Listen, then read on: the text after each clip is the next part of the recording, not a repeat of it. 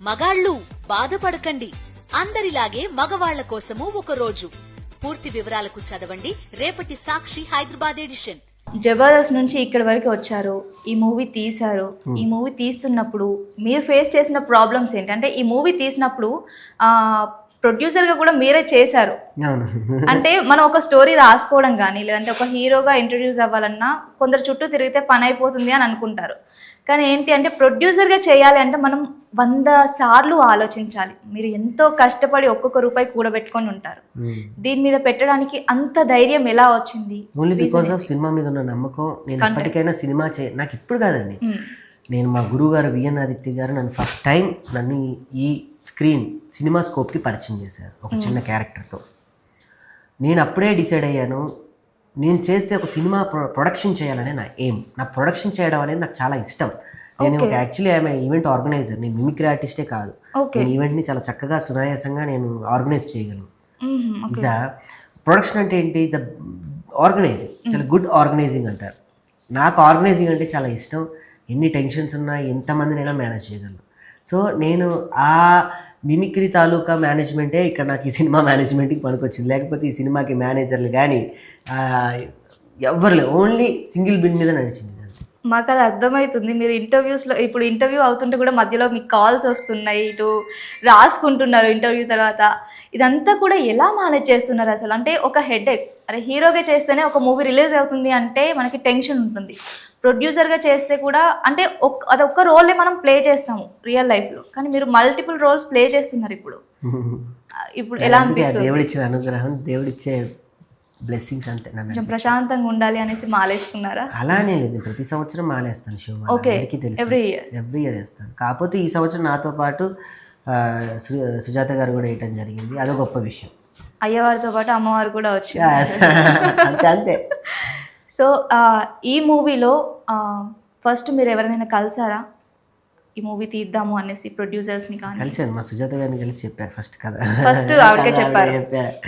కలవడం అంటే ఏం లేదు, ఆల్మోస్ట్ మనం కథలు పట్టుకుని చాలా ఆఫీసుల చుట్టూ తిరుగుతాం. కానీ నాకు ఆఫీసుల చుట్టూ తిరిగే అవసరం అయితే నాకు రాలేదు. కానీ నా ఫ్రెండ్సే ఉన్నారు, మంచి మంచి రియల్ ఎస్టేట్ వ్యాపారులు ఉన్నారు, డబ్బులు పెట్టే వాళ్ళు ఉన్నారు. కానీ మన మన మన వరకు వచ్చే వరకు వాళ్ళు రారు ఎప్పుడు కూడా. నాకు ఈ సినిమాతో అర్థమైంది, చాలా అర్థమైంది. జీవిత పరార్థం అర్థమైంది నాకు. సినిమా అనేది చాలా నేర్పిస్తుంది, జీవితం అనేది చాలా నేర్పిస్తుంది. జీవితంలో ఏమి నేర్పించినా సినిమా అనేది ఎన్నో జీవిత బంధాలు ఉంటాయి తప్ప సినిమా చేసే అదృష్టం మాకు రాదు. కళాకారుడిగా పుట్టడమే 64 జన్మల తర్వాత కళాకారుడి జన్మ అని నేను మా గురుగారు భావిస్తారు. అలాంటి సినిమా నా జీవితంలో రాత రాసింది అంటే నాకు ఇంకా జీవితంలో అన్నీ అర్థమైపోయినట్టే. అర్ధభాగ జీవితంలో నాకున్న ఇప్పుడు 32 సంవత్సరాలు నాకు అంతా 70 ఏళ్ళ జీవితం అర్థమైపోయినట్టే. అసలు ఎవరేంటి, మన వెనకనే ఉంటూ మనకేం చేస్తారు, మనతో ఉంటూనే మనతో ఏం మాట్లాడతారు, పక్క వాళ్ళతో ఏం మాట్లాడతారు, నేనున్నా అని చెప్పి చివరికి మనం గ్రౌండ్లోకి దిగగానే దూరం నుంచి సెకండ్ ఇచ్చి నేను లేను అని చెప్పే స్నేహితులు కూడా ఉంటారు మనకి. కానీ ఒకటి గుర్తుపెట్టుకోండి, ఈ మూవీ రిలీజ్ అయ్యాక, అంటే నేను ఇప్పటివరకు చూడలేదు, బట్ ట్రైలర్ చూసిన తర్వాత నాకు అనిపించింది ఏంటి అంటే ఒక మలయాళం, మరాఠీ, తమిళ్ రా ఫిలిమ్స్ ఉంటాయి. మన దాంట్లో కూడా ఒకప్పుడు తక్కువ ఉండేవి, ఇప్పుడు వస్తున్నాయి. అంటే మీరు కంపేర్ చేస్తున్నారు. చాలా మంది ఏంటంటే బలగం తీశారు కదా, అవ్వచ్చింది కదా, బ్యాక్ డ్రాప్ అదే అయినా కూడా తప్పేం లేదండి. ఇప్పుడు నాకు ఎంత అదృష్టం అండి. బలగం ఎవరి సినిమా అండి? దిల్ రాజు గారి సినిమా. ఈ సినిమా ఎవరిదండి? రాకేష్ సినిమా. దాంతో ఒక అద్భుతమైన ప్రోడక్ట్తో నన్ను పోలుస్తున్నారు అని అంటే నాకు చాలా, ఒక ఇల్లు కట్టుకుంటున్నప్పుడు ఇల్లు ఎలా కట్టాలి అంటే అలా కట్టాలని ఎగ్జాంపుల్ చూపిస్తాం. మనం డ్రెస్ కొనుక్కుంటున్నప్పుడు ఎలా కావాలంటేనే ఇలియానాలోనో తమిళనాడులో డ్రెస్ కావాలని అని అంట. ఏదైనా కూడా ఉదాహరింపు అంటారు దాన్ని. ప్రపంచంలో ఏదైనా ఉదాహరింపు. అలా ఒక పెద్ద అవార్డు వచ్చిన ఫిలింఫేర్ అవార్డు తీసుకున్న మా వేణన్న తీసిన డైరెక్షన్లో చేసిన బలగం సినిమాతో పోల్చారంటే హ్యాపీ అండి. అక్కడే నేను సక్సెస్ అయినట్టు చాలు. అంటే ఈ పాజిటివ్ టాక్ కూడా మిమ్మల్ని ఇంకొంచెం ప్రెషర్కి, రెస్పాన్సిబిలిటీ ఇంకొంచెం ఎక్కువ. సినిమా రిలీజ్ అవుతుందని ఎవరైతే బరువు బాధ్యతలు తీసుకున్నారో అప్పుడే నేను టెన్షన్స్ వదిలేశాను.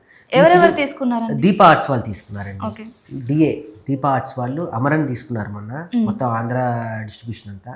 ఒక్క మాట నా ట్రైలర్ చూసి ఒక్క మాట మాట్లాడకుండా నా సినిమాని టోటల్గా తెలంగాణ, ఆంధ్ర, ఒరిస్సా, కర్ణాటక, బెంగళూరు అన్ని సినిమాల్లో నాకు రిలీజ్ చేస్తున్నారు. నేను వాళ్ళకి రుణపడి ఉండాలా లేదా థియేటర్ వరకు వాళ్ళని జనాలు తీసుకురావాలి. నా వర్క్ ఇంకా ఏం అయిపోలేదు, నాకు రేపు స్టార్ట్ అవుతుంది. ఇప్పుడు అన్ని నైట్లు స్క్రాప్స్ తర్వాత క్యూబ్లు అన్నీ వెళ్ళిన తర్వాత ఒక్కొక్క డిస్ట్రిబ్యూటర్స్తో మాట్లాడి ఇప్పుడు ఇన్ని థియేటర్లు వస్తే అన్ని థియేటర్లో ఒక్కొక్క మైండ్ నాది పెట్టాలి అంటే అది రేపు నాకు దేవుడు ఇవ్వాలని. డెఫినెట్గా ఇస్తారు.